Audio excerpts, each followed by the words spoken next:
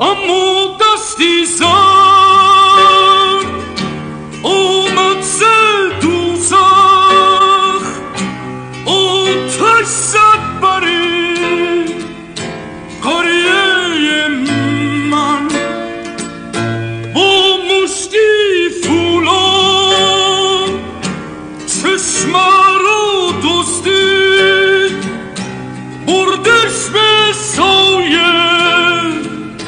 دادش به خورشید قریه من رویای من بود اون چشمه خوب دنیای من بود